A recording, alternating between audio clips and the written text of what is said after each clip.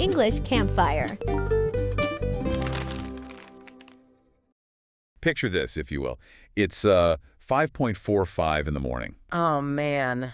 Brutal. Right. Your alarm goes off in this pitch black room. You've barely slept a wink, but, I mean, it isn't dread keeping you awake. No, it's that vibrating kind of anticipation. Yes, exactly. It's that very specific feeling you get when you're standing right on the edge of, well, a massive change. Your bags are packed by the door. The house is completely quiet. It feels like the whole world is just holding its breath for you. It totally does. Yeah. And it's an incredibly visceral state to be in, isn't it? Absolutely, because you are occupying this liminal space. You're suspended right between the predictable life you know and the absolute unknown of whatever major endeavor you're about to start. And that very specific threshold is exactly where we are starting today. So, welcome to this deep dive. Glad to be here. Today, our mission is to unpack a really fascinating source text for you. It's a highly detailed narrative account of a classic 10-day American road trip. A true cross-country journey. Right. We're going to be following two college friends, Maya and Dan. They load up this 2009 Honda and drive it all the way from Chicago, Illinois to Los Angeles, California. And I think it's worth noting right up front that neither of them has ever undertaken a road trip of this magnitude before. No, they're total rookies. Exactly. They are completely green, which honestly makes their reactions to the journey incredibly authentic. But, you know, the narrative itself is really only half of what we're looking at today. Because alongside Maya and Dan's journey, our sources include this dedicated lexicon. Like a specific vocabulary of the road. Yeah. We aren't just here to, trace a route on a map for you. Yeah. We want to explore how the unique language of American travel actually dictates the experience. Concepts like the interstate, the detour, the scenic route. Right, how those words shape the psychological and emotional experience of physically moving across a continent. Which is such a vital distinction to make. I mean, we generally treat travel vocabulary as purely logistical. Yeah, just directions. Exactly. We think of these words as mere directions. But what this source material illuminates is that these terms, they represent profound physical and emotional milestones. They really frame how you interact with the vastness of the American landscape. And ultimately, how you interact with your own limitations. So let's just get right into the departure. It's 6:02 a.m. in Chicago. Dan knocks on Maya's door. Pitch dark out, obviously. It's pitch dark. And Dan is inexplicably already wearing his sunglasses. Naturally. He claims it's the optimal time to leave to beat the traffic. So they load the Honda, a couple of duffel bags, a cooler, and then Maya brings out this physical folding paper map. A giant paper atlas. Right. And in the era of satellite navigation, I mean, my immediate hypothesis when reading this was that Maya just didn't trust technology. Sure, that's a common assumption. Why cling to this giant, impossible-to-refold piece of paper when Dan literally has a GPS open on his phone?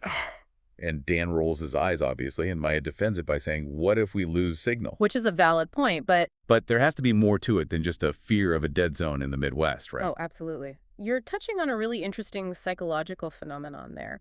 The paper map provides something that a digital screen fundamentally cannot, which is a macro view of your reality. Okay, a macro view. Say more about that. Well, when you rely solely on a GPS app, you really only ever see the next 3 miles of your journey. Right, just the next turn. Yeah, you exist in this tiny scrolling bubble of immediate instructions. Your brain doesn't actually have to build a cognitive map of the world. You're basically just blindly following an algorithm's prompts. Precisely.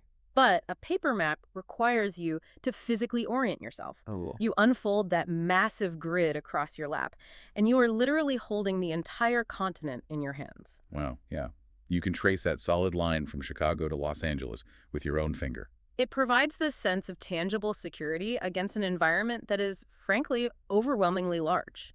It doesn't just show you where to turn, it contextualizes your existence within the vastness of the country. It makes the impossible scale of America feel manageable. Exactly.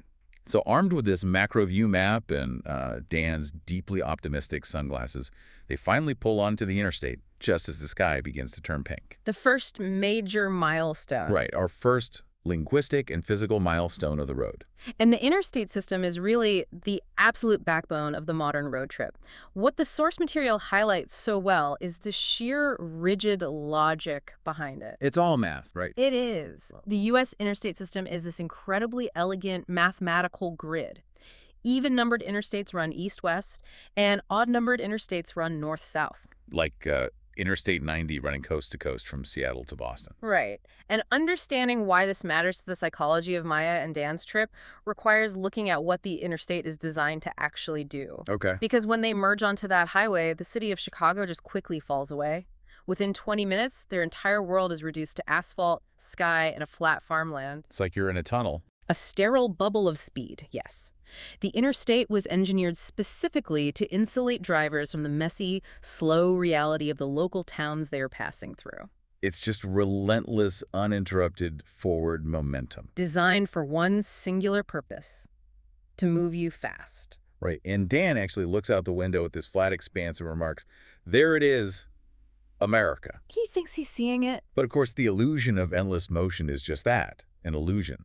Because by the time they hit Iowa, which Dan jokingly claims is a state nobody's ever been to, biology demands that they deal with the mechanics of stopping. You can't drive forever. No, you really can't.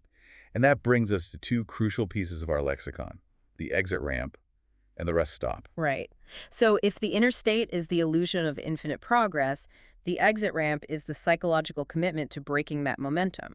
Because it's not like missing a turn in a city. No, not at all. On an American highway, missing an exit ramp isn't like missing a right turn on a city block where you just take the next street. It carries a heavy penalty. It really does. You might find yourself driving another 15, maybe 20 minutes down the road before you even get a chance to turn around. You have to consciously choose to leave the bubble. And when Maya and Dan finally take that exit, they are deposited into the ecosystem of the rest stop. Ecosystem is a great word for it. The source paints such a vivid picture here. They park and observe this truck driver asleep in the cab of a massive rig, while just like a few feet away, a family at a concrete picnic table is feeding potato chips to a golden retriever. The rest stop functions as this fascinating sociological equalizer. The total melting pot. Yeah, it's an explicitly liminal zone, a place designed only to be passed through, never to be stayed in, yet it forces an intersection of completely disparate lives. Doesn't matter who you are. Exactly. It doesn't matter if you are a college student in an old sedan, a family on a cross-country vacation, or a commercial trucker hauling freight. Every single person on that highway has biological limits. So for this brief, 10-minute window, all these transient individuals share the exact same patch of concrete in Iowa. United by the simple need to stretch their legs and buy a stale coffee. It's a fascinating sociological petri dish masquerading as a vending machine and a bathroom. It really is. But that highly engineered infrastructure of interstates and designated rest areas can only insulate you for so long. Right. Eventually, the landscape asserts itself. So true. Because as Maya and Dan cross the border into Nebraska, their digital GPS suddenly barks an instruction to exit immediately. The highway ahead is completely shut down for construction. They've hit a detour. A detour. And when I was visualizing this part of the source, the best way I could think to describe the feeling of a forced detour is imagine driving with noise-canceling headphones on. Okay, yeah. And suddenly someone just yanks them off your ears. Yeah. You are abruptly thrust off that smooth, predictable pavement and onto this textured, unfamiliar two-lane road. The buffer is entirely gone. Entirely. Suddenly, you hear the gravel kicking up into the wheel wells. You see the rusted tractors in the fields, the faded paint on local storefronts. You are forced to actually look at the environment. That is an excellent way to conceptualize it. The insulation just vanishes, and naturally that loss of control causes a lot of anxiety. Oh, totally. Dan is driving through these endless empty cornfields and nervously remarks that this back road is either a shortcut or a horror movie. To which Maya, maintaining incredible pragmatism, replies, "Statistically the same." I love that line. It's a funny moment, but it leads to a very critical decision. Because while navigating this forced pivot, they pass a small brown sign pointing to a scenic overlook 3 miles away. And Dan hesitates. He does. They are already off their planned route, they're losing valuable time, and his instinct is to rush back to the safety of the interstate. But Maya insists they take it. Yeah, she tells him, "We're on a road trip. Let's go." Which introduces a huge concept to our lexicon: the scenic route. Right. And it feels distinct from a detour, because a detour is forced on you, but taking the scenic route is an active choice. Exactly. And the source material highlights this as a profound shift in their travel philosophy. Opting for a scenic route, many of which are part of an official network of national scenic byways, requires a conscious, intentional decision to sacrifice efficiency for experience. You have to let go of the schedule. Yes, it is a direct rejection of the interstate's demand for speed. You are telling the algorithm that getting there faster is no longer the most important metric. And the payoff for that decision is immense for them.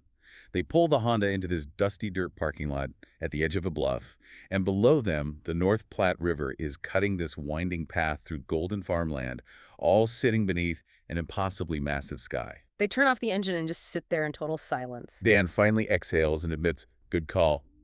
That detour, which initially felt like the setup for a horror movie, ends up providing their first genuine moment of awe. Because the infrastructure of the highway is ultimately a form of sensory deprivation. Wow. You have to step off it to actually experience the geography. And that transition from being passive consumers of the road to active participants in the journey, that gets finalized in a much more violent way as they cross into Colorado. Oh, man. The great American reality check. Here we go. So they are driving into Colorado, and the Rocky Mountains finally appear on the horizon. Another key word there. They are marveling at the sheer scale of the peaks, and suddenly, A loud pop. a terrible grinding sound echoes through the cabin, and the steering wheel pulls hard to the right. A flat tire. A flat tire. The physical breakdown of the machinery, they manage to wrestle the car over onto the narrow shoulder of the road. And here, the source text gives us a fascinating look at two completely different modern reactions to adversity. Right, how they handle the crisis. Maya's immediate instinct is to pull out her smartphone and call a tow truck. She wants to outsource the problem to a corporate safety net. Which is the default reaction for most drivers today. We assume that if the system breaks, we must call a professional system to fix it. But Dan stops her. He doesn't want to wait for a truck. He gets out of the car, mutters a few choice words to himself, and spends the next 45 minutes on the side of a mountain highway, covered in grease, wrestling the spare tire out from under the luggage in the trunk and changing it himself. This is such a turning point in the narrative. Think about the physical and emotional mechanics of what Dan is actually doing here. It's hard work. Very hard. By physically breaking the lug nuts loose and jacking up the car on the side of a busy road, he is proving his own agency. When he finishes, Maya looks at him and says, "You did it," and he replies, "I did it." And they drive the next 50 miles with that smaller spare tire humming against the asphalt, and they do it in near silence. That humming sound is a constant audible reminder of their own capability. Yeah, by fixing the tire, they earn their independence from the infrastructure. They aren't just letting the car move them across the country anymore. They're actively surviving the landscape. It strips away any remaining illusion that they are just tourists. This physical trial serves as a rite of passage, perfectly setting up the third and final leg of their journey. Because they're finally ready for it. Exactly. Because having survived the anxiety of the detour and the physical labor of the breakdown, the urgency to simply get there evaporates. They are finally ready to immerse themselves in the deep culture of the highway. Which brings us to Utah. Yeah. They cross the state line at sunset, and the source vividly describes the towering red rock formations looking as though they are glowing with fire. Beautiful imagery. Just gorgeous. And just outside a small desert town, they pull into a gravel lot in front of Vera's Diner. Yeah. The sign in the window reads, "Best pie in Utah, we think." I love that. It is the quintessential roadside invitation, and I think it is crucial to analyze the diner as a specific cultural institution, especially when contrasted with the rest stop we discussed back in Iowa. Yes, let's look at that, because the rest stop was sterile, efficient, and purely transient. You get your coffee from a vending machine, use the restroom, and leave as quickly as possible. But the diner is a destination its own right.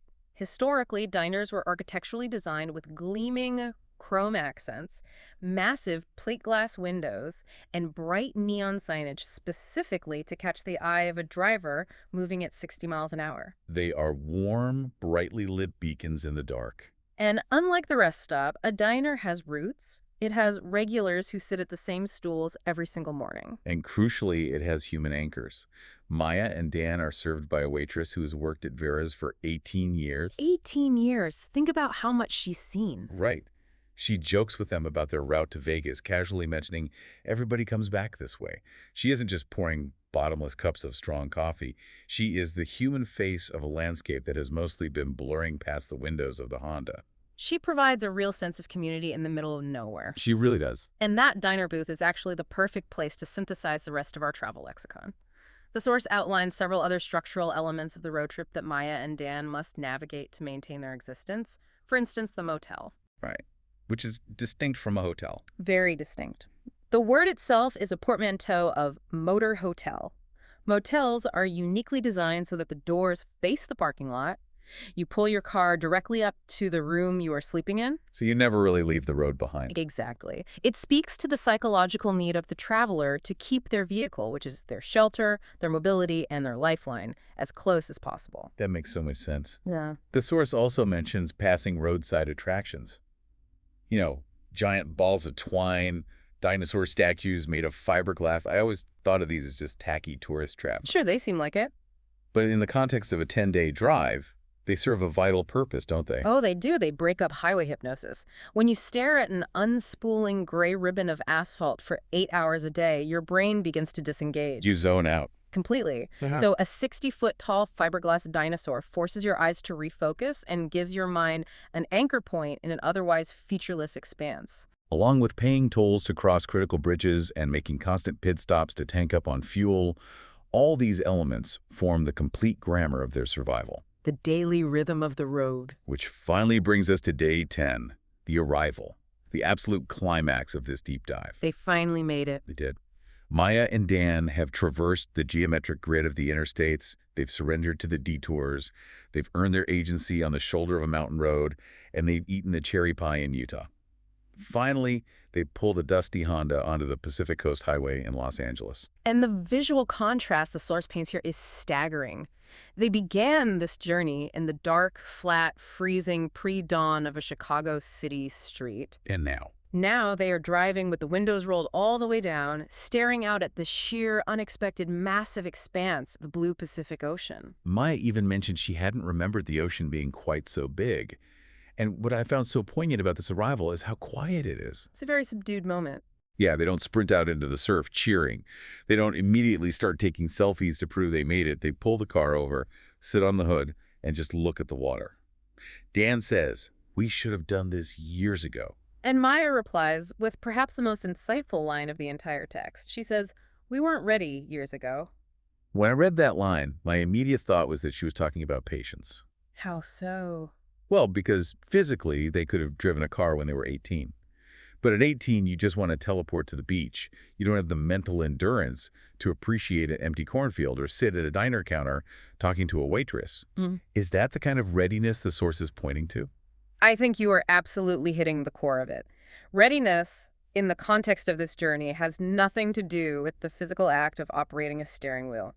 It is entirely about emotional resilience and maturity. That makes total sense. Because years ago, that terrifying forced detour in Nebraska wouldn't have led to a scenic overlook. It would have sparked a massive argument in the car. A blown tire in Colorado might have resulted in a panic attack and an expensive tow truck bill. They wouldn't have known how to take the scenic route. They would have viewed every delay as a failure. Exactly. The journey they undertook was never truly about covering the geographic distance between the Midwest and the West Coast. It was a crucible. A test. Yes. It was about developing the internal fortitude required to handle the unpredictable vastness of the horizon. They had to learn the language of the road, how to leverage the rigid infrastructure when it worked, how to adapt when that infrastructure failed, and how to find beauty in the sheer inefficiency of travel. So Maya is acknowledging a fundamental truth there. She is. You are not ready to appreciate the arrival at the ocean until you have proven to yourself that you can survive the breakdown in the desert. Wow. They had to earn the Pacific Coast. They truly did. And that brings everything full circle for you listening.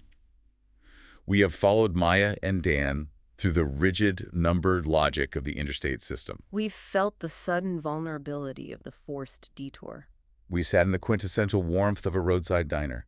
And finally, we've reached the very edge of the continent. What this source material demonstrates so clearly is that the vocabulary of the road trip, the exit ramps, the motels, the flat tires, it isn't just a list of logistical hurdles. No, it is the fundamental language of self-discovery. It is the framework we use to test our own capabilities against the scale of the world. Which leaves us with a final thought for you to ponder long after we wrap up today. Hmm. When you look at your own life right now, at your current trajectory, Hmm. are you just cruising down the interstate on autopilot, prioritizing speed and efficiency above all else, desperate to bypass the local reality? Just staying in that sterile bubble. Exactly. Or is it time for you to consciously pull off the highway, force a detour, and find your own scenic route? What kind of unexpected breakdown might actually be exactly what you need right now just to prove to yourself that you know how to get your hands dirty and fix your own tire? It's a great question to ask yourself. Think back to that 5:45 a.m. alarm going off in the dark. That vibrating feeling of anticipation right before everything changes. Maybe it's time. Maybe it is. Maybe it's time to pack the car.